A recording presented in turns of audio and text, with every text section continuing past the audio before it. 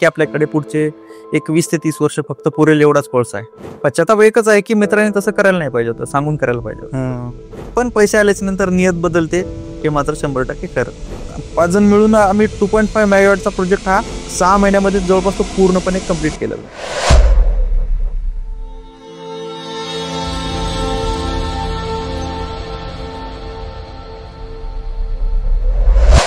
नमस्कार, मी दिनेश पवार. मेरा भारत शो मध्ये पुन्हा एकदा मी स्वागत करतो. आणि आजचा पॉडकास्ट थोडा वेगळा असणार आहे. त्याचं कारण आहे, एकेकाळी माझा क्लासमेट असलेला मित्र, सोबत आम्ही इंजिनिअरिंग केली. तोही एका ग्रामीण भागातनं, छोट्याशा खेडेगावातनं मेट्रो सिटीमध्ये पुण्यासारख्या शहरात येऊन आपला ठसा त्याने उमटवला आहे. माझी स्टोरी तुम्हाला एरवी माहितीच आहे. आणि मला कुठेतरी वाटलं की एका अशा मित्राची स्टोरी आपण कव्हर करू शकतोय का, की ज्याने एक पळतीचा काळ बघितलेला आहे. फक्त झोपेत स्वप्न बघितले होते, ते सत्यात उतरतील की नाही उतरतील याची शाश्वती नव्हती, पण ते स्वप्न आज सत्यात जगतोय. त्याला शाश्वती आलेली आहे. आणि कधीही न विचार करणारं बॅकग्राऊंड म्हणजे उद्योजकाचं. तो एरवी पॅशनेट होता जॉबसाठी, अकॅडमिक चांगलं, पण कधी कल्चरल इव्हेंट्स किंवा बिझनेस बॅकग्राऊंडची आवड नसतानाही आज मी म्हणेन की तो एक सक्सेसफुल बिझनेसमॅन आहे, सक्सेसफुल उद्योजक आहे, यशस्वी उद्योजक आहे, चांगला व्यापार करतोय असं म्हणायला हरकत नाही. आणि मी त्यांचं इंट्रोडक्शन करून देतो. सो महेश माधव बडे, आपलं मेरा भारत शोमध्ये मनापासून मी स्वागत करतो. आणि आजपासून आपण 15 वर्षापूर्वी जरी आपण एकमेकांना अरे तुरे किंवा महेश दिनेश म्हणत असू, तरी आज तो एका कंपनीचा फाउंडर आणि डिरेक्टर आहे. सो महेश उर्फ माधव बडे. खरं तर आज मला कळलं की महेशचं नाव माधव आहे ॲक्च्युली ऑन डॉक्युमेंट, आणि माधव हे त्यांच्या आजोबांचं नाव आहे. आणि थोडंसं इंटरेस्टिंग आहे की आज महेश म्हणजे उर्फ माधव, तो एक स्वतःची कंपनी सुरू केली, ज्या कंपनीचं नाव आहे बडी इंजिनियर्स. आणि पुण्यात हडपसर या ठिकाणी यशस्वीरित्या ते चालू आहे. तर या संदर्भातली काही गोष्ट आहे जी आम्हाला जाणून घ्यायची. एका वेगळ्या इंडस्ट्रीमध्ये तो आज काम करतोय. तुझं 10वी पर्यंतचं शिक्षण, 12वी पर्यंतचं शिक्षण, इंजिनिअरिंगचं शिक्षण कुठे कशा पद्धतीने झालं ते जाणून घ्यायला आवडेल. आज बडी इंजिनियर्स कुठल्या लेवलला प्रोजेक्टवर काम करतंय, कुठल्या इंडस्ट्रीमध्ये तुला काम करावं असं वाटलं, आणि फ्युचर तुझे प्लॅन्स काय ते जाणून घ्यायला आवडेल. सो मी परत एकदा तुझं मेरा भारत शो या पॉडकास्टमध्ये मी स्वागत करतो. धन्यवाद. सो माधवजी, तुम्ही परभणी जिल्ह्यातनं बिलॉंग करतात. हो, परभणी जिल्हा, गंगाखेड तालुका आणि पांढरगाव गाव आहे माझं. ओके. हे 100 उमऱ्यांचं गाव आहे. छोट्या गावामधनं मी आहे. बरं, मग तुमचं कधी लहानपणी किंवा कॉलेजला असताना, म्हणजे जनरली आता तुम्ही 10वी नंतर डिप्लोमा केला, पण शाळेत असताना कधी विचार केला होता की पुण्यासारख्या शहरात मी जाईन आणि गेलो तर मी तिथं व्यवसाय करेन? असं कधी स्वप्नात देखील वाटलेलं नव्हतं की पुण्यात जाईल आणि व्यवसाय करेल. हा कन्सेप्ट म्हणजे खूप दूर दूरपर्यंत कधी विचार पण केलेला नाही. बरं, आई बाबा किंवा फॅमिली बॅकग्राऊंड? आई ही हाऊसवाईफच आहे. ओके. आणि वडील शेतीच करतात. ओके, म्हणजे तुमचा पारंपरिक व्यवसाय हा शेतीच आहे, जो माझाही आहे. हो. आणि गर्व आहे आपलं. गर्व आहे. येस. मग तुम्ही पुण्याला इंजिनिअरिंगसाठी येणं हा योग कसा? पुण्यात मी पहिल्यांदा ऍडमिशन करण्यासाठी चाललोय. ओके. इंजिनिअरिंगचा डिप्लोमा झाल्याच्या नंतर. ओके, मग तुमचं 10वी पर्यंतचं शिक्षण? पहिलं माझं शिक्षण झालं गावामध्ये, 5वी पर्यंत शाळा होती. 5वी पर्यंत जिल्हा परिषद प्राथमिक शाळा पांढरगाव मध्ये झालं.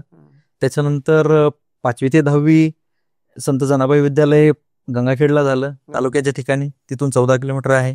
त्याच्यानंतर डिप्लोमा गव्हर्नमेंट पॉलिटेक्निक नांदेड 2009 ते 2012 पर्यंत, आणि 2012 ते 2015 पर्यंत modern college of engineering Pune युनिव्हर्सिटीमध्ये झालं. येस, मला सांगायला अत्यंत आनंद होतोय की महेश उर्फ माधव हे सुद्धा मी ज्या कॉलेजमधनं शिक्षण घेतलं, आम्ही क्लासमेट होतो, आणि तेव्हापासूनची ती मैत्री आज थेट ऑनस्क्रीनला येऊन पोहोचली. मला खूप आनंद होतोय. मला पण खूप आनंद होतोय. मला असं वाटतंय की म्हणजे हे एक सक्सेस चाखायला मिळतं आपल्याला, हे यश चाखायला मिळतंय असं म्हणायला हरकत नाही. कारण तो गोडवा तेव्हाच जाणवतो ज्यावेळेस आपण अपार कष्ट घेतलेले असतात, अपार मेहनत घेतलेली असते. काही सॅक्रिफायसेस केलेले असतात आणि त्या वेळेनंतर ह्या गोष्टी बोलताना खूप वेगळा आनंद होतो. सो पहिले तर तुझं खूप खूप अभिनंदन. धन्यवाद. आज बडे इंजिनियर्सची जी सुरुवात झाली त्या सुरुवातीमागे डेफिनेटली एक हिस्ट्री असणार आणि प्रत्येक व्यावसायिकाची सुरुवात एवढी इझिली झालेली नसते. काही ना काही ठोस कारण असतं त्याला. आणि आय होप की तुमच्या व्यवसायासाठी सुद्धा एक मोठं कारण असेलच. त्यावेळेसच तुम्ही या व्यवसाय किंवा उद्योजक म्हणून तुम्ही काम करतायत.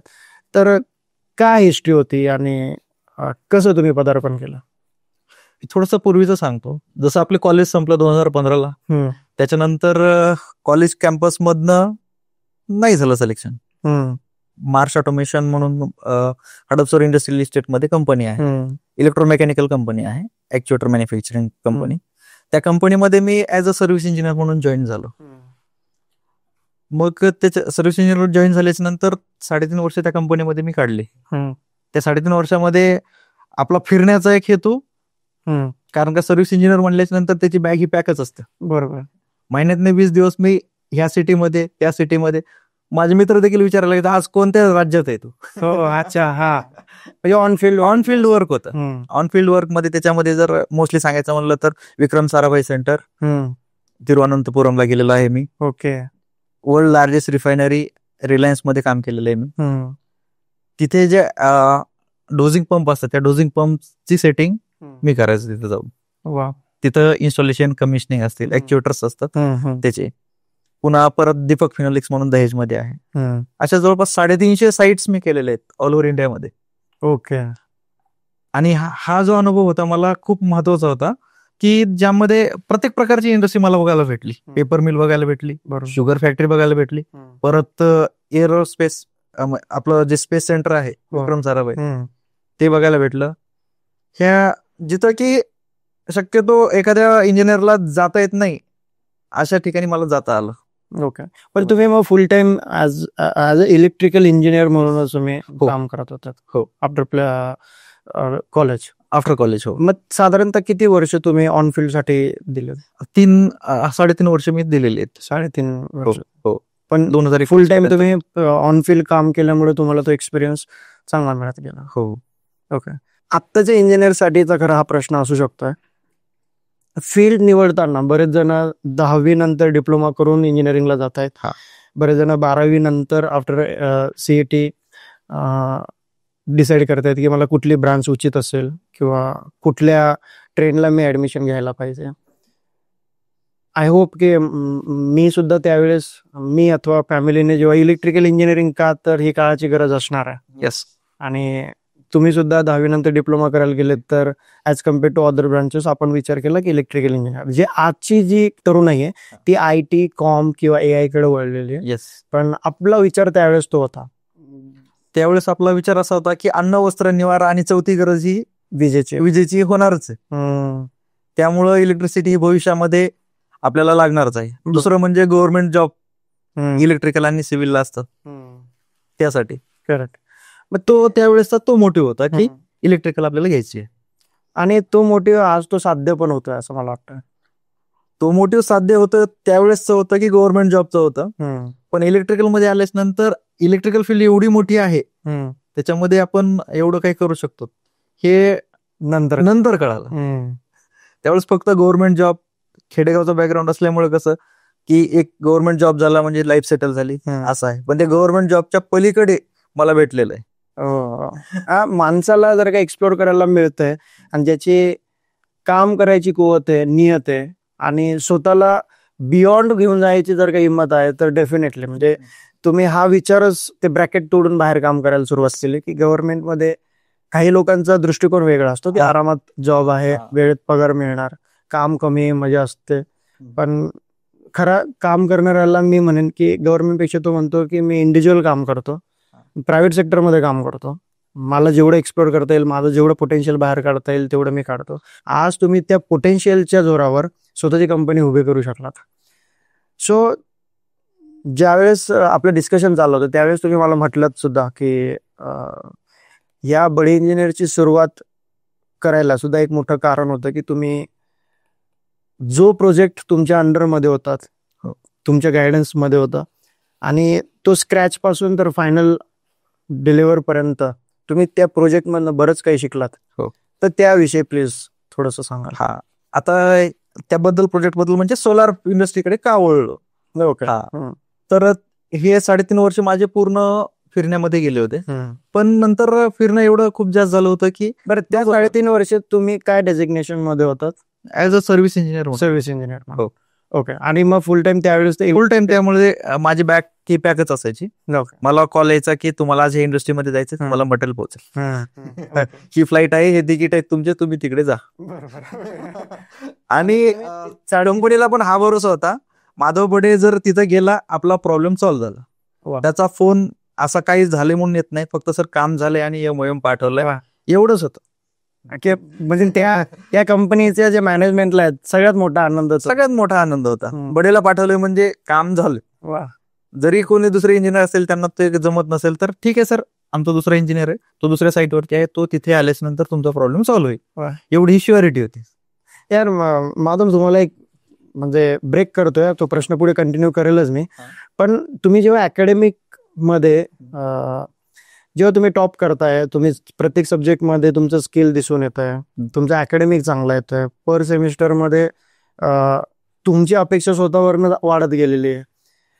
पण प्रॅक्टिकली जेव्हा तुम्ही आता काम करतायत, तुम्ही इलेक्ट्रिकल मध्ये सुद्धा 3.5 वर्ष घातलीत, आता तुम्ही सोलर मध्ये फुल टाइम काम करतायत, पण अकॅडमिकचा जनरली अशी उदाहरणं आम्ही बघितलेली आहेत पॉडकास्टमध्ये की अकॅडमिक डिग्री ज्यावेळेस जे घेतलेलं असतं त्याचा आणि प्रॅक्टिकलचा खरं तर काय फारसा संबंध नसतो. तो फक्त गेट पास असतो. हो, क्या बात, वा.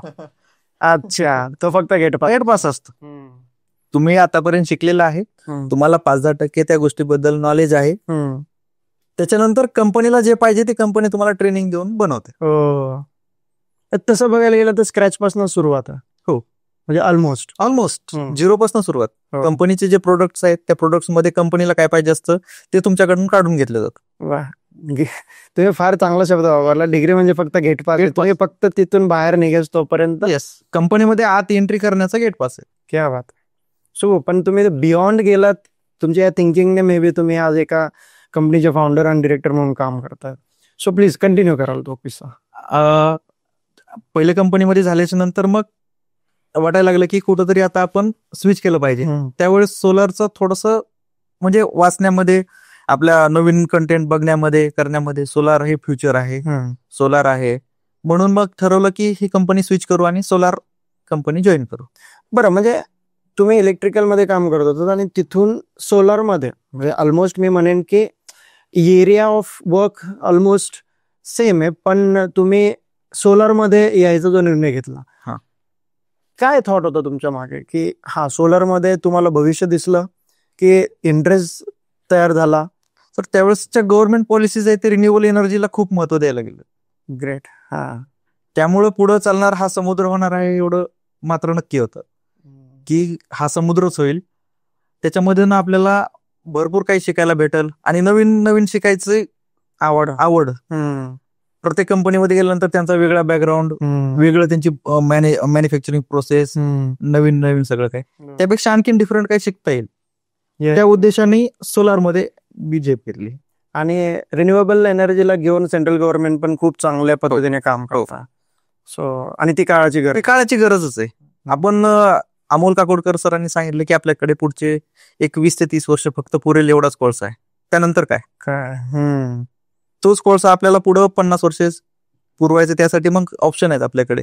हायड्रो पॉवर प्लांट आहेत, परत सोलार एनर्जी आहे, विंड एनर्जी आहे. ह्या रिन्युएबल एनर्जीकडे बघायचं. पण ते दुसऱ्या ह्याच्यापेक्षा सोलार मध्ये फक्त कॅपिटल कॉस्ट आहे, पण एकदम प्युअर एनर्जी आहे. दुसऱ्या ह्याच्यामध्ये पोल्युशन होतं. हा पोल्युशन फ्री एनर्जी आहे सोलर एनर्जी. आणि म्हणजे एन्व्हायरमेंटल वरती काही इफेक्ट नाहीये. गुड. म्हणजे त्याचा विचार जर केला तर भविष्यात फक्त एक प्रोजेक्ट रन करायचा आहे म्हणून नाही, तर पण तो प्रोजेक्ट पण अशा पद्धतीने रन होतोय की ज्याच्या एन्व्हायरमेंटल वरती काही इफेक्ट होणार नाही असं. वा, ग्रेट. येस. सो मग तुम्ही तो सोलार मध्ये एंट्री केल्यानंतर तुम्हाला असा कुठला अनुभव आहे जो तुम्ही मे बी व्ह्युअर्सला देऊ शकतात की तो अनुभव तुमच्यासाठी महत्वाचा ठरला आणि तिथून तुम्हाला एक किक मिळाली स्वतःला की ठीक आहे, म्हणजे राईट नाव मी डिसिजन घेऊ शकतोय आणि मी जम्प करू शकतो. येस. मी ज्यावेळेस माधव इन्फ्रा प्रोजेक्ट मध्ये मी जॉईन केलं त्यावेळेस लॉकडाऊनचा पिरियड होता. कंपनी जॉईन करण्याच्या अगोदर लॉकडाऊनचा पिरियड असल्यामुळे 1 वर्ष पूर्णपणे गावाकडे घालवली. ओके. इथून पुण्यातून गावाकडे गेलो. करोनाचा पिरियड होता. करोनाच्या सेकंड वेव्ह मध्ये आता याच्यामध्ये वाचत असताना की कंपनी जॉईन करायची असं ठरलं आणि गावाच्या शेजारीच प्रोजेक्ट होता म्हणजे आमच्या तालुक्याच्या पासून 20 किलोमीटर. तो प्रोजेक्ट हा करत असताना तिथे आम्ही फक्त 5 जण होतो. एक इंजिनियर, मी स्वतः साईट इंजिनियर, आणि नंतर 2 सुपरवायझर होते, सिव्हिल सुपरवायझर, 2 इलेक्ट्रिकल सुपरवायझर आणि एक स्टोअर कीपर. आम्ही असे 5 जण मिळून आम्ही 2.5 मेगावॅटचा प्रोजेक्ट हा करम तालुका गंगाखेड जिल्हा परभणी या ठिकाणचा आम्ही 6 ते 6 महिन्यामध्ये जवळपास तो पूर्णपणे कम्प्लीट केलेला आहे. पण त्याच्यामध्ये येणारे चॅलेंजेस, ज्या गव्हर्नमेंट MSCB कडनं लागणारे NOCs आहेत, पुन्हा फील्ड मॅनेजमेंट आहे, पुन्हा कॉन्ट्रॅक्टरकडनं काम करून घ्यायचंय, ह्या सगळ्या गोष्टी म्हणजे मला 0% ते 100% पर्यंत त्या प्रोजेक्टमध्ये शिकायला मिळालं. म्हणजे पूर्ण प्रोसेस फॉलो केलं तुम्ही. आणि एखादं बसून विचार आला की 12.5 कोटीचा प्रोजेक्ट आहे आणि आपण फक्त 5 जण हँडल करू शकतो. तो जो कॉन्फिडन्स होता ना तो तिथे आला मला, तो प्रोजेक्ट कमिशनिंग केल्याच्या नंतर. मग तिथून सुरुवात असं ठरवलं की आता आपल्याला सुरुवात करायची. मग तिथून पुढे मग ती स्वतः बिझनेस करायचा ही थॉट तिथे आला आणि मग तिथून मग बिझनेस कसा करायचा, काय करायचा, त्याप्रमाणे मग पुढे थोडीशी वाटचाल सुरू केली. सुपर. मला जे तुम्ही म्हटलेत की मी ऑन कॅमेरा मी सांगू शकत नाही, पण मी हट्ट धरेल त्या गोष्टीचा की तुमच्यासोबतही व्यवसाय सुरू केल्यानंतर बरेच चांगले वाईट अनुभव राहिलेत. आणि तुम्ही म्हटलेत की मी त्या अनुभवातनं मी पुढे निघालो आणि आज ह्या मुकामावर पोहोचलो की स्वदमावर, स्वहिमतीवर, स्वबळावर मी आज ऑर्गनायझेशनला कशा पद्धतीने पुढे घेऊन जायचंय, कुठल्या ज्या गोष्टी आहेत ज्या ऑर्गनायझेशनला पुढे घेऊन जाण्यासाठी मदत करतील, कशा पद्धतीने टीम बिल्ड करायची आहे, कुठली स्ट्रेंथ कशा पद्धतीने डेव्हलप करता येईल, कुठले वीक पॉईंट आहे ज्याच्यावर आपल्याला आणखी काम करायचं आहे, तर तो किस्सा प्लीज तुम्ही सांगाल. आता बिझनेस जर सुरू करायचा म्हणलं की मी त्यावेळेस शोधायला लागलो तर आपल्याला बिझनेस करायला कोणकोणत्या गोष्टी लागतात. एक लागतो पैसा, दुसरं लागतं नॉलेज. करेक्ट. बरोबर. पैसा माझ्याकडे नव्हता पण नॉलेज खूप होतं. करेक्ट. आणि जर तुमच्याकडे नॉलेज असेल तर तुम्हाला सुरुवात करावी लागते सर्व्हिस इंडस्ट्रीमधनं, जिथं भांडवलाची गरज नाही, फक्त आपल्या माइंडची गरज आहे. असं म्हणून मग माझा मित्र एक होता आणि एक पुण्याचेच कॉन्ट्रॅक्टर होते. अशा तिघांनी मिळून मग आम्ही एक पॉवर पॅक्स फर्म ही 2022 ला ओपन केली. ओके. मित्राला सोलार मधलं काहीही माहित नव्हतं. तो 2009 पासूनचा माझा मित्र होता. त्यांनी म्हणला की त्याला पण तिकडे कंपनीमध्ये कंटाळलेला होता तो, या आपण सुरू करू. आणि इथले कॉन्ट्रॅक्टर होते पुण्याचेच, त्यांनी पण MSCB चे काम करायचे. म्हणजे आमचा असा सुवर्ण योग जुळून आला की MSCB पण लागते, मार्केटिंग पण लागते आणि सोलरचं ज्ञान पण लागतं. तिघाचा संगम आला आणि पॉवर पॅक्स ही फर्म आम्ही 2022 ला सुरू केली. पॉवर पॅक्स नावाने. करेक्ट. फर्म ही जवळपास 1.5 वर्ष खूप चालली. खूप प्रोजेक्टही झालं. त्याच्या अंडरमध्ये जवळपास एक 125 प्रोजेक्ट झाले. क्या बात आहे. हो. ते प्रोजेक्ट झाल्याच्या नंतर पैसे यायला लागले, प्रत्येकाच्या नियत बदलायला लागल्या. पैसा आल्याच्या नंतर नियत बदलली. मग तुम्ही तुमचं करा, माझं मी करतो म्हणून मी बाजूला झालो. आणि तेव्हापासून आजपर्यंत माझा एकही दिवस गेलेला नाहीये की काम नाहीये म्हणून असं बसून नाही. कारण का माझं काम बोलतं, मी कमी बोलतो. तुम्हाला त्या गोष्टीचा असं कुठेतरी पश्चाताप आहे की कुठेतरी पार्टनरशिप फर्म सुरू केल्यानंतर जो टाइम स्पेंड केला आणि त्रिवेणी संगम होता तो, ज्याच्यामध्ये इलेक्ट्रिकल, सोलार प्लस मार्केटिंग या तिघांचं कॉम्बिनेशन जर का आपल्याला मिळालं तर आपण चांगला टप्पा गाठू शकतो. या हेतूने तुम्ही पॉवर पॅक्स चालू केला. नाव पण छान होतं, पॉवर पॅक्स सोलार. आणि त्याच्या अंडर तुम्ही 1.5 वर्षाचं जवळपास 100 प्रोजेक्ट पण केलेत. पण जेव्हा हे सगळं बिनसलं आणि त्यावेळेस तुम्हाला आज बडे इंजिनियर्स 2022 पासून पुढे कॅरी फॉरवर्ड करते, आज 25 एंड आहे आणि तुम्हाला चांगला कालावधी झालेला आहे स्वतःच्या फर्म मध्ये, स्वतःच्या ऑर्गनायझेशन मध्ये. कुठे ते 1.5 वर्षाचा पश्चाताप वाटतो का आज? 1.5 वर्षाचा पश्चाताप म्हणजे पश्चाताप एकच आहे की मित्रांनी तसं करायला नाही पाहिजे होतं, सांगून करायला पाहिजे होतं. तो मार्केटिंगला होता, मार्केटिंग मध्ये आलेले प्रोजेक्ट त्यांनी घ्यायचा, परस्पर थर्ड पार्टीकडनं करून घ्यायचा. 3 महिने पॉवर पॅक हे स्वतःचं सुद्धा अकाउंट करून घेतलं, हे सुद्धा माहित नाही. ज्यावेळेस मला कळालं त्या दिवशी तू तुझ्या बाजूला मी माझ्या बाजूला बघतो, तिथपासून सुरुवात केली.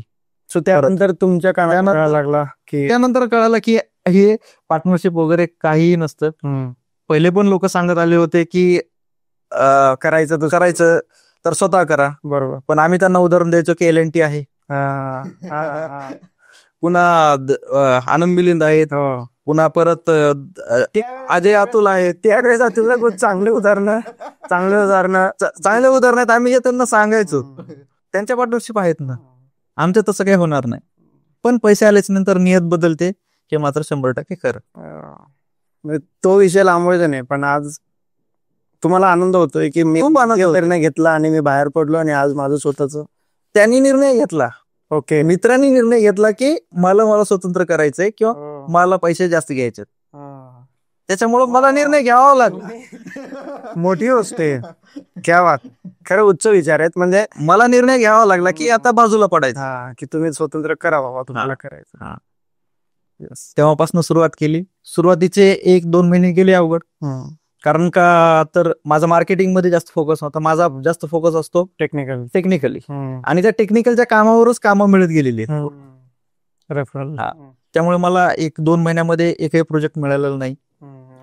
2 महिन्यानंतर जे जुने प्रोजेक्ट केले होते त्यांचे कॉन्टॅक्ट वाढून, त्यांचे रेफरन्स मिळून तिथपासून जे सुरुवात झाली. आतापर्यंत एकही दिवस माझे टीम बसून नाही, आणि त्यावेळेस टीम कमी होती, आता टीम जास्त, त्याच्यापेक्षा ऑब्व्हियसली डबल टीम. नाही, सुपर. म्हणजे एक थोडं थ्रिलिंग आहे की तुम्ही बऱ्याच वर्षानंतर जॉब करून तुम्ही एक स्वप्न 7 वर्ष जॉब केला, आणि 7 वर्षानंतर एक स्वप्न बघितलं. स्वप्न बघून तुम्ही एक फर्म, एक ऑर्गनायझेशन चालू केलं, वरती जाऊन परत खाली आणि परत 0 पासून स्टार्ट करणं. ग्रेट, चांगली एनर्जी आहे, विचार चांगले आहेत तुमचे. त्याच्यामुळे 100% आहे की जर पॉझिटिव्ह माइंडसेट असेल तर 100% आहे की जो विचार आपण करतो तो अंमलात आणतो, आणि आज सक्सेसफुली ऑर्गनायझेशन चालू आहे. बरं, बडी इंजिनियर्स विषयी जर का जाणून घ्यायचे तर बडी इंजिनियर्स आज कुठल्या टाईपचे सर्व्हिसेस आज मार्केटमध्ये प्रोव्हाइड करतात? बडे इंजिनियर्स ही मेनली EPC करते, engineering procurement and commissioning, solar energies. दुसरं आहे transformer, ST-LT line, MSCB related works हे करते. आणि जे कमर्शियल बिल्डिंग्स आहेत, रेसिडेन्शियल प्लॉटिंग आहेत, त्यांना लागणारा जो DTC लागतो ट्रान्सफॉर्मर, तो पण आपण देतो त्यांना. ओके, वा. सो तुम्ही आता लोकेटेड आहात हडपसर. येस. आता अजून थोडं प्रेक्षकांना थोडं इझी करून तुम्ही सांगावं असं मला वाटतं की बडी इंजिनियर्स ज्या टाईपमध्ये सर्व्हिस प्रोव्हाइड करतात त्याच्यातला जो मेन टाईप आहे की सोलारमध्ये तुम्ही रेसिडेन्शियल कव्हर करतायत, कमर्शियल कव्हर करतात आणि इंडस्ट्रियल कव्हर करतायत, आणि आजपर्यंत तुम्ही शेकडो प्रोजेक्ट्स बडी इंजिनियरच्या अंडरमध्ये केलेले आहेत. काय वाटतंय तुम्हाला की ही काळाची गरज आहे? याच्यावर आपण डिस्कस केलेलं आहे, पण लोकांचा माइंडसेट अजून बदलत नाहीये सोलार प्लांटला घेऊन. त्याच्याविषयी पण थोडी इन डिटेल इन्फॉर्मेशन दिली तर रेसिडेन्शियलमध्ये सोलारकडे बघण्याचा दृष्टिकोन लोकांचा काय आहे, किंवा लोकांनी कशा पद्धतीने ते आत्मसात केलं पाहिजे. सेकंड, कमर्शियल आणि इंडस्ट्रीयलला पण तो कशा पद्धतीने बेनिफिट देऊन जाणारा प्रोजेक्ट असतो, आणि का त्याच्याकडे बघावं. सोलार हा तुमचा प्रोजेक्ट जो आहे, प्रोजेक्ट जो तुम्ही बसवला, तुमचं लाईट बिल जे येणार आहे ते लाईट बिल तुमचं 0 होणार आहे. लाईट बिल रेसिडेन्शियल कन्झ्युमरला 140 रुपये लाईट बिल येतं. ते लाईट बिल म्हणजे फक्त त्या मीटरचे स्थिर आकार असतो, म्हणजे त्याचं भाडं असतं तेवढं. आणि जो त्यांचा वेस्टेज, म्हणजे वेस्टेज म्हणायला हे नाही, पण ते उपयोग पण घेतात. MSCBला पैसे जे भरायचे ते भरायची गरज नाहीये, म्हणजे ते जे भरतायत ते त्यांची सेव्हिंग होते. वन टाइम इन्व्हेस्टमेंट आहे, पण ती थोडीशी जास्त आहे, म्हणून लोक काय बघतात की हे करायला नको, आपल्याला झेपणार नाही, कारण का लाखामध्ये त्याची किंमत असते. बरोबर. पण ठीक आहे, तुम्ही जसं त्या पद्धतीने डिस्कस केलं की इन्व्हेस्टमेंट आहे किंवा थोडं कॅपिटल टाकायला लागतं, भांडवल टाकायला लागतं, पण याचे जर का कमर्शियल अँगल बघितलं तर काय पर्सेंटेज मध्ये तुम्ही त्याचा ROI जनरेट करू शकता? कमर्शियल रिकव्हरी आहे, कमर्शियल अँगल जर बघितला तर त्याचा ROI तर 34% पेक्षा जास्त आहे. हो. एफडी तर एफडी पेक्षा खूप जास्त. तुम्ही जर एक सपोज 6 किलोवॅटचा प्रोजेक्ट जर लावला तर तुमचं 10,000 रुपयापर्यंत बिल वाचतं. आणि तुमची इन्व्हेस्टमेंट आहे जवळपास 2.5 ते 3 लाखापर्यंत इन्व्हेस्टमेंट जाते. 2.5 ते 3 लाखाला तुम्हाला 10,000 रुपये व्याज कोणती बँक देते ते मला सांगा. करेक्ट. हा, दर महिना. पण तुमचं कॅल्क्युलेशन मला आवडलं. म्हणजे तुम्ही स्ट्रेट अवे ती एक प्रकारची चांगली इन्व्हेस्टमेंट आहे की ज्याचा ROI ऑलमोस्ट 34 इंडस्ट्रीला जाल तर खूप जास्त त्यापेक्षा. हा, ओके. पण लोक वन टाइम इन्व्हेस्टमेंटची जी टोटल कॉस्ट आहे त्याला बघून घाबरतायत म्हणून ते स्किप करतात. पण हा प्रोजेक्ट जर का कम्प्लीट करतायत रेसिडेन्शियल साठी असेल किंवा कमर्शियल साठी असेल तर तो ऑलमोस्ट तुम्ही म्हटल्याप्रमाणे 2, 2.5 ते 3 वर्षामध्ये तो रिकव्हर होतोय.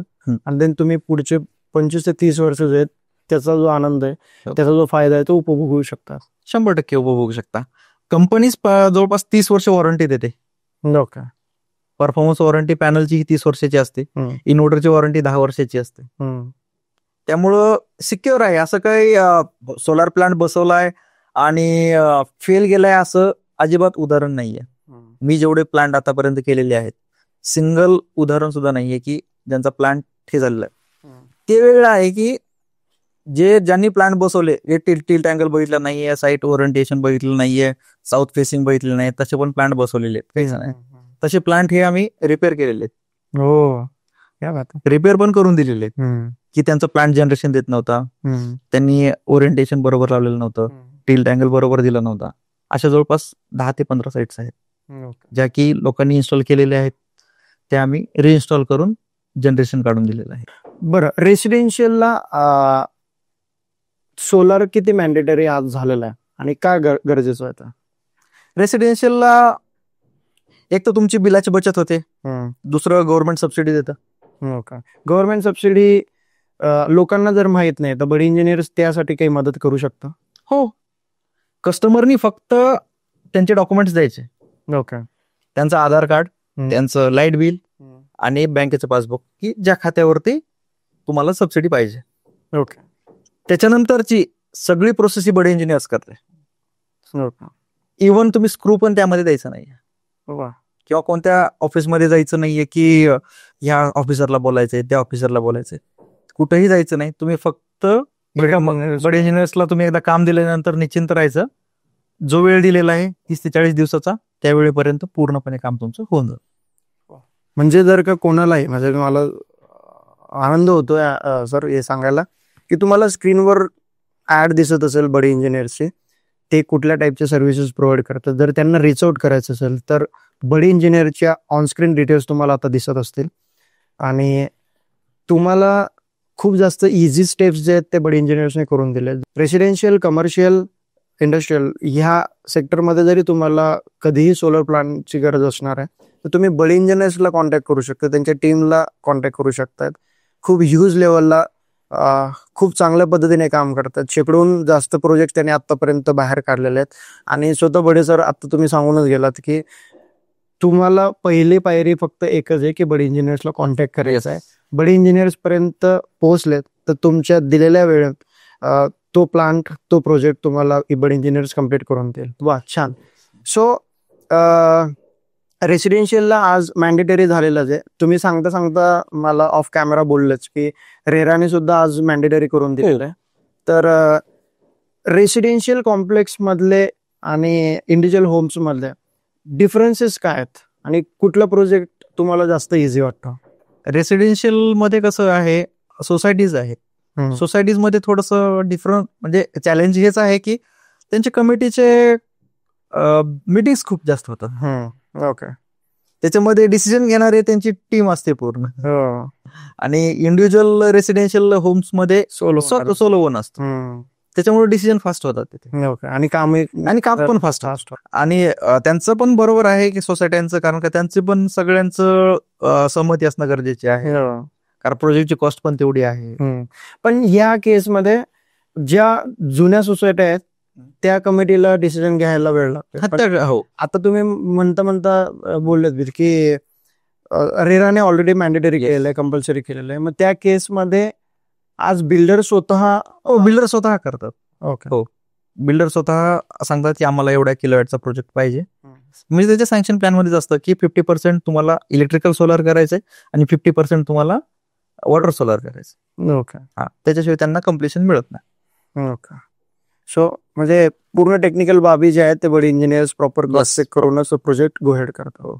आतापर्यंतचा तुमचा सगळ्यात मोठा प्रोजेक्ट जो बडे इंजिनियरच्या अंडरमध्ये झालेला आहे तो आतापर्यंत 125 किलोवॅटचा प्रोजेक्ट आहे पार्क इन्फिनिया बेकराईनगर हडपसरला आहे. ओके. आणि त्या प्रोजेक्ट बद्दलच मला महाराष्ट्र उद्योगचा पुरस्कार पण मिळाला. वा वा. हा राईट राईट राईट. म्हणजे खूप कमी वेळामध्ये प्रोजेक्ट तो रन केलेला आहे. वा. म्हणजे एवढं सांगायचं की लिटरली आम्ही एका महिन्यामध्ये 125 किलोवॅट लावून मीटर लावून बाजूला होतो. आणि ते आयडियल प्रोजेक्ट आहे. ज्यांना कोणाला बघायचं असेल काय काम असतं, मोठे प्रोजेक्ट कसे असतात, छोटे प्रोजेक्ट असतात, त्यांनी येऊन व्हिजिट करू शकता. काही प्रॉब्लेम नाही. ज्यांना कोणाला सोलार इंडस्ट्रीमध्ये इंटरेस्ट असेल तर असे लोक सुद्धा प्लीज तुम्ही डिरेक्टली माधवजी बडे यांना कॉन्टॅक्ट करू शकतात. ऑर एल्स जे क्लायंट आहेत ज्यांना तुमच्या रेसिडेन्शियल कमर्शियल और इंडस्ट्रियल सेक्टरमध्ये जर का प्रोजेक्ट करून घ्यायचं असेल तर बडे इंजिनियर्स मी ह्यासाठी रिकमेंड करेल की आज महेश उर्फ माधव बडे जे आहेत ते कॉलेजपासून संपर्कात होते आणि त्यानंतर जेव्हा ते व्यवसायात उतरले तेव्हापासून मी त्यांची जर्नी बघतोय. एक आहे जो लीडर प्रॉपरली डिसिप्लिनने आपलं ऑर्गनायझेशन पुढे घेऊन जात असेल तर त्याच्यात एथिकल गोष्टी खूप जास्त असतात, डिसिप्लिन असते, सगळ्यात ऑन टाइम प्रोजेक्ट कसा डिलिव्हर करता येईल तो सगळ्यात महत्वाचा पार्ट असतो. आजकाल प्रत्येक कन्झ्युमरला तेच वाटतं की मला वेळेत जर का माझा प्रोजेक्ट कम्प्लीट करून देणारं कुठली ऑर्गनायझेशन असेल तर अशा ऑर्गनायझेशनची माझी चॉईस असायला पाहिजे. तर बडे इंजिनियर्सने याच्या आधी उत्तम उदाहरणं तसे सेट करून दिलेले आहेत. आज तुम्ही सुद्धा शेतकरी फॅमिलीतनं बिलॉंग करतायत, मीही शेतकरी फॅमिलीतनं बिलॉंग करताय. आज शेतकऱ्यांचा सगळ्यात मोठा प्रश्न आहे, मला तो हलका तुम्हाला विचारायचा की आज MSEB खूप चांगल्या लेवलला काम करते, त्यानंतर सोलार रिन्युएबल एनर्जीचा खूप मोठा प्रोजेक्ट सेंट्रल गव्हर्नमेंट असेल, स्टेट गव्हर्नमेंट असेल याच्यात लक्ष घालून आहे. पण आजही माझा शेतकरी लोड शेडिंगच्या या प्रॉब्लेमला फेस करतोय किंवा अजूनही काही खेड्यांमध्ये ती वीज जी पोहोचायला पाहिजे होती ती पोहोचलेली नाहीत. तर याच्याविषयी काय सांगताय तुम्हाला? तसं जर बघायला गेलं तर गव्हर्नमेंटने त्यासाठी स्ट्रॅटर्जी मांडलेली आहे. अच्छा. आणि कसं आहे की एका दिवसात काय होत नाही, वन नाईट मध्ये. महाराष्ट्र गव्हर्नमेंटने आणली होती पहिली मागेल त्याला सौर पंप योजना. अच्छा. त्यामध्ये 1 लाख पंप बसलेले आहेत. त्याच्यानंतर आता सध्या चालू आहे मागेल त्याला सौर पंप योजना 2.0. त्याच्यामध्ये मिळत आहेत. पण त्याच्यामध्ये कसं होतं की थोडस अडचणी आहेत. अडचणी अशा आहेत की त्या प्रोजेक्ट डिलिव्हर होण्यासाठी किंवा बसण्यासाठी थोडासा वेळ लागतोय, कालावधी लागतो. तर ते त्या एजन्सीज आहेत, त्या एजन्सीज त्या बसवतील त्या, असं आहे. पण हा झाला म्हणजे सोलर प्लांट शेतकऱ्यांसाठी शेतीपंपाचा. पण ते अजूनही ऑनगोईंग प्रोसेस आहे, त्याच्यामुळे 100% तर पूर्ण शेतकऱ्यांपर्यंत ती योजना आलेली आतापर्यंत गेलेली नाहीये. पण काही प्रमाणात आहे. पण पुढचं असं धोरण आहे सरकारचं पण की ते प्रत्येक शेतकऱ्याला सोलर पंप देण्याचं धोरण आहे त्यांचं. म्हणजे स्वयंपूर्ण शेतकरी करणे त्याला की दिवसा वीज करता येईल. आणि तसंच आता मुख्यमंत्र्यांनी रिसेंटली 2000 मेगावॅटचा प्रोजेक्ट महाराष्ट्रासाठी त्यांनी दिलेला आहे. म्हणजे त्यांचं टार्गेट आहे की 2000 मेगावॅट आपल्याला करायचंय. ओके. की शेतकऱ्यांसाठी दिवसा वीज देता यावी, रात्रीची वीज द्यायची गरज लागू नये.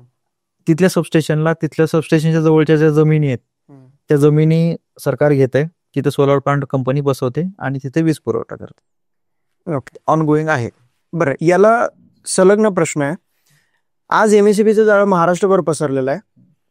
तुम्हाला काय वाटतं की सोलार आल्यामुळे MSEBला कुठेतरी कमर्शियल फटका बसलेला आहे का? बसलेला पण आहे आणि नाही पण आहे. अच्छा. दोन विषय मी एक्सप्लेन करतो. MSEB चे जे जनरेशन स्टेशन आहेत ते खूप दूर आहे. चंद्रपूर आहे, वरळी आहे, पुन्हा पैठणला हायड्रो पॉवर स्टेशन आहे, पुन्हा तारापूरला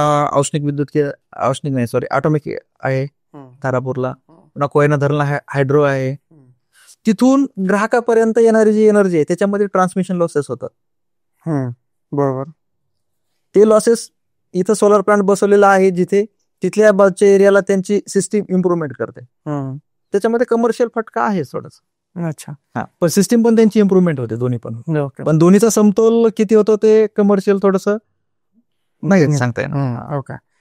आज प्रत्येक शेताच्या बांधावर किंवा प्रत्येक गावागावात जर का सोलर पंप, आपण जसं शेतकऱ्यांसाठी बोललोय तसं जर गावासाठीचा जर का पर्याय मार्ग म्हणून आज 5-7 खेडे मिळून एक सबस्टेशन तर करून ठेवलेले असतात. काही खेडेगावांमध्ये किंवा अर्बन एरियामध्ये अजूनही चालू आहे. पण जर का गव्हर्नमेंटने ज्या पद्धतीने मागेल त्याला सौर पंप हो, तर तसं जर का गावातही जर का सोलरचा वापर करून जर का प्रत्येक घरापर्यंत वीज पोहोचली तर मला वाटतं MSEB कडून जो चार्ज घेतला जातोय तो कुठेतरी कमी होईल, बोजा पण हलका होईल आणि सोलर सिस्टीमने गावागावापर्यंत लाईट पोहोचू, जे काही लोड शेडिंग आहे ती होणार नाही. करेक्ट. बरोबर. तर गव्हर्नमेंटने आता काय केलेलं आहे, आपले पंतप्रधान मोदी साहेबांनी सोलार फार्म करण्यासाठी प्रोत्साहित करतायत शेतकऱ्यांना. अच्छा. हा, तसे प्रोटोटाईप काही पर्टिक्युलर एरिया मध्ये पण त्यांनी तसं संशोधन चालू आहे की जेणेकरून वरून सोलार शेड असेल आणि खाली शेती करता येईल. असे काही उदाहरणं आज आहेत. उदाहरणं हे इम्प्लिमेंट भविष्यात येणार आहे. ओके. हा, कारण का सोलार प्लांट लावायचा म्हणलं तर जागेचा मोठा प्रश्न असतो. करेक्ट. आणि त्यासाठी पर्याय असं बघतायत की ते सोलार प्लेट पण अशा म्हणजे बनवण्याची तयारी आहे की जशी आपले ग्रीन हाऊसेस असतात त्या टाइप मध्ये सोलारचं शेड बनवायचं. त्या शेडच्या खाली वरती सोलार पॅनल असतील आणि आतमध्ये आपल्याला शेती करता येईल असं शेतकऱ्यांसाठी. शेतकऱ्याला एकतर ते सोलार प्लांट बसवल्याचं रेंट पण मिळेल. आता सध्या चालू आहे तो 50,000 रुपये पर एकर चालू आहे. ओके. तो ते पण मिळेल आणि शेतकऱ्याला उत्पन्न पण घेता येईल. त्या दोन्हीचा फायदा होईल. अशा प्रमाणे शेतकरी म्हणजे आपल्या शासनाची धोरणं चालू आहेत, त्याप्रमाणे पुढं त्यांची वाटचाल चालू आहे. हा भविष्यात होणारा बदल आहे. पण काही माझ्या संपर्कातले काही अशी शेतकरी मंडळी होती, त्यांनी या सिस्टीम कडून मिळणारा जो पैसा आहे तो चांगला आहे, भरगतचा आहे. आणि जर का वार्षिक उत्पन्न बघितलं त्या शेतीचं किंवा पिकून पण त्या मालाला तो भाव मिळत नाही, त्याच्यामुळे त्यांनी पर्यायी बऱ्याचदा अशा जागा अडकून ठेवलेल्या. ते हे कितपत उचित आहे? हे जर बघायला गेलं तर पश्चिम महाराष्ट्रामध्ये उत्पन्न जास्त आहे. आमचा मराठवाड्याचा भाग येतो. एकरी 30,000 रुपये पण उत्पन्न मिळत नाही. पूर्ण कॅल्क्युलेशन जर काढलं आपण, पूर्ण पेरणीपासनं ते पीक काढणीपर्यंत, पेरणीपासून मग नांगरणी आली, सगळा खर्च जर काढला आणि स्वतःचा जर आपण तिथं काम केलेला जर रोजगार लावला तर 30,000 रुपये सुद्धा त्याला फायदा मिळत नाही. त्यापेक्षा गव्हर्नमेंट हे 50,000 रुपये पर एकर देत आणि ते पडीक जमिनी मागतात गव्हर्नमेंट. तुमच्या बागायती जमिनी नाही मागत. पडीक जमिनीवरती कोल्यांचा, डुकरांचा ह्यांचा त्यांचा त्रास असतोच, पीक ते नासधूस करतातच, त्याच्यामुळे ते पडीक जमिनी मागतात. शेतकऱ्याला फायदाही होतोय आणि शेतकऱ्याला फायदाही होतोय आणि पैसे पण मिळतात. नाही, थँक्यू. म्हणजे तुम्ही शेतकरी कुटुंबात आहात, तुम्ही त्या सगळ्या प्रोसेस मधनं गेलायत, तुम्हाला आजही त्या परिस्थितीची जाणीव आहे आणि त्या नॉलेजचा कुठे ना कुठे तुमच्या व्यवसायाला 100% तो बेनिफिट होणारच आहे. बळे सर, आज बळे इंजिनियर जे आहेत ते खूप फास्ट ग्रो होतंय आणि इन्स्टॉलेशनचा जो तुमचा पिरियड आहे तो सुद्धा ऍज कम्पेअर टू अदर्स खूप चांगला आहे. पण अजून कुठल्या गोष्टी अशा वाटताय तुम्हाला की जे अजून कट डाऊन झाल्यात तर अजून फास्ट मुव्हिंग असू शकतं, अजून फास्ट प्रोसेस असू शकते? ह्याच्यामध्ये अनावश्यक पिरियड जो आहे तो थोडासा MSEBचा आहे, पण पहिलं खूप दिवस लागायचे, पण आता त्यांनी नो फेस पेपरलेस अशी स्कीम केल्यामुळे तो बराचसा कमी झालेला आहे. पण तो आणखीन थोडासा कमी झाला तर ऑनगोईंग प्रोजेक्ट खूप फास्ट होऊ शकतात. तेवढी काढून सोडली तर बाकीची काय, बाकीचं मग सप्लायर कडनं पॅनल्स अवेलेबल होणं. सगळ्यात महत्वाचं की जे सबसिडाइज प्रोजेक्ट आहेत त्याला DCR पॅनल लागतात, ते DCR पॅनलचं अवेलेबिलिटी असणं. ओके. बरं, याच्यात अजून एक प्रश्न मला विचारायचा आहे की ज्या आता बऱ्याचदा सोलर म्हटलं तर रूफटॉप हे ऑप्शन आपण रूफटॉप हे तुम्ही 1 मेगावॉट पर्यंत रूफटॉप करू शकता, त्यानंतर ग्राउंड माउंटेड. ओके. मग काही आय होप की काही व्ह्युअरचे पण असे प्रश्न असू शकतात. सोलो माझ्या स्वतःच्या घरावर जे मी कुठल्याही कॉम्प्लेक्स मध्ये किंवा सोसायटीत राहत नाही, माझं इंडिव्हिज्युअल बिल आहे आणि ते विलाला जर काही करून घ्यायचं, पण रूफटॉपला मी जागाच सोडलेली नाही. कशी सोडलेली नाही की ऑलरेडी काही लोकांनी रूफटॉप मध्येच काही गार्डन एरिया करून घेतलेले आहेत किंवा काही बैठक व्यवस्था करून घेतली, थोडंसं डेकोरेटिव्ह पीस त्यांना एन्जॉय करायचा असतो, त्यामुळे त्या पद्धतीने करून घेतलेले आहेत. खूप इनोव्हेटिव्ह वेगवेगळ्या पद्धतीने स्ट्रक्चर आहे. पण त्यासाठी त्या केसमध्ये ऑप्शन आहे आपल्याकडे, एलिव्हेटेड करू शकतो, तुमचा गजोगो टाइप्स प्रमाणे करू शकतो. की तुम्ही जर गार्डन केलं असलं वरी टेरेस गार्डन, तर तुम्हाला ओपन टू स्काय मिळणार नाही, पण त्याची फिलिंग तर असेल. हा, की वरती तुम्हाला एक 5 ते 7 फूट 8 फूट एलिव्हेटेड असेल, त्याच्यावर सोलर पॅनल इन्स्टॉल केले जाते. ते ऑप्शन आहे आपल्याकडे. प्रत्येकाचं स्ट्रक्चर हे वेगळं येतं, प्रत्येकाची घराची डिझाईन वेगळी येते, त्याप्रमाणेच आपण बसवतो. आणि असं हे नाही बसवत की कसंही मारलं किंवा निघून जाईल येते जाईल. 130 किलोमीटर पर आवरने जरी वारं आलं तरी पण आमच्या स्ट्रक्चरला काही होत नाही. त्या पद्धतीने पूर्ण स्ट्रक्चरल डिझाईन करूनच आपण प्रोजेक्ट करतो. वा, म्हणजे तुम्ही जे प्रोजेक्ट केले त्याच्या अनुभवावरून तुम्ही. येस. आणि सेम तुमचे कमर्शियलचे प्रोजेक्ट पण त्याच पद्धतीने, कमर्शियल, इंडस्ट्रीयल सगळे प्रोजेक्ट. सर, मला अजून एक प्रश्न विचारायचा, यामध्ये वापरलं जाणारं जेवढंही मटेरियल आहे त्याचं स्टँडर्ड कशा पद्धतीने चेक केलं पाहिजे साधारणतः कस्टमरने, आणि कुठल्या गोष्टी ज्या फिल्टर करून जर चेक केलं तर त्यांचा प्रश्न सॉल्व्ह होऊ शकतो? जर अधिक माहिती हवी असेल तर. अधिक माहिती हवी असेल, पॅनल जो आहे तो BIS अप्रूव्ड पाहिजे, गव्हर्नमेंट त्यांचे सर्टिफिकेशन आहेत, तो DCR सेल बनवतो, सेल्स पाहिजे, DCR सर्टिफिकेट असतं गव्हर्नमेंटचं, त्याचा सिरियल नंबर असतो, ते पण चेक केलं पाहिजे. इन्व्हर्टरचं सुद्धा BIS सर्टिफिकेट असतं, ते सुद्धा चेक केलं पाहिजे. आणि परत ISI मार्क स्ट्रक्चरचं पण घेतलं पाहिजे, जे स्टील्स वगैरे जे असेल. आणि जे ऑलरेडी ह्या सगळ्या गोष्टी बडे इंजिनियर्स क्रॉस चेक करूनच, त्याच्याशिवाय आपण लावतच नाहीत. त्याच्याशिवाय सबसिडी होतच नाही. Great. Bale sir, thank you so much. तुम्ही खूप सुटसुटीत अशी माहिती दिली, ज्यामधनं प्रेक्षकांना सुद्धा सोपं झालं समजून घ्यायला. आणि आज सोलारवर स्टेट गव्हर्नमेंट असेल, सेंट्रल गव्हर्नमेंट असेल, रिन्युएबल एनर्जीवर कशा पद्धतीने पॉझिटिव्हली काम करत आहे, आणि ही काळाची गरज आहे 100%. त्याच्यामुळे आज प्रत्येक घरावर, प्रत्येक शेतावर, प्रत्येक शहरावर सोलर हा दिसायला भाग पाडणार आहे. आणि ते असेल तर एव्हरग्रीन भारत आपला होऊ शकतोय, ज्यामध्ये आज सेंट्रल गव्हर्नमेंट एव्हरग्रीनकडे वळतंय असं मला म्हणायला हरकत नाही. येस, एव्हरग्रीनकडे वळतंयच, कारण का ज्या आता सरकारी ऑफिसेस आहेत ते पूर्णपणे सोलारवरती झालेले आहेत. लोक नवीन येणार आहेत ते पण सोलारवरती होणार आहेत. एवढं गव्हर्नमेंटने सोलारला घेतलेलं आहे. कारण का आपल्याला जर बघायचं म्हटलं तर 1997 पासून ते 2022 पर्यंत आपण 1.3 टेरावॅट एवढे आपली जनरेशन कॅपॅसिटी. ओके. 22 पासून 25 पर्यंत डबल झालेली आहे. एवढा आपण फरक पडला. एवढा फरक पडलेला आहे. आणि PM सूर्यघर मध्ये आपण महाराष्ट्र आहे तो 2 नंबरला आहे की सोलार इन्स्टॉलेशनच्या बाबतीमध्ये. एवढं गव्हर्नमेंट सबसिडी देत आहे PM सूर्यघर योजनेअंतर्गत. कुसुम योजनेअंतर्गत 1 मेगावॅटच्या मोठ्या प्रोजेक्टसाठी 1 करोड रुपयाची सबसिडी आहे पर मेगावॅट. Thank you so much. म्हणजे खरं तर आज 2 गोष्टी वेगळ्या शिकायलाही मिळाल्यात, आणि परत एकदा रियुनियन झालं, भेट झाली, त्यानिमित्ताने मलाही आनंद झाला तुमचा पॉडकास्ट घेताना. आणि विशेष म्हणजे तुम्ही तुमचं जे कोर नॉलेज आहे ते घेऊन तुम्ही त्या व्यवसायात उतरलेत, आणि त्याला अजून वेगळ्या पद्धतीचं वळण लावून डेव्हलप करत चाललेले आहेत. आज भव्य वेगळी टीम घेऊन तुम्ही स्वतःचा व्यवसाय स्वतःच्या पायावर उभा केलेला आहे, त्याला यश मिळताना तुम्हाला दिसतंय. आणि मेरा भारत शोच्या टीमकडनं, माझ्याकडनं तुम्हाला खूप खूप शुभेच्छा. बळी इंजिनियर्स लवकरच महाराष्ट्राच्या बाहेर, देशभरात वेगवेगळ्या ठिकाणी त्या प्रोजेक्टवर काम करेल अशी आशा बाळगतो. आणि तुम्ही तुमचं नॉलेज ज्या पद्धतीने मांडलेलं आहे त्या पद्धतीने लोकांनाही जरा सोपं झालं.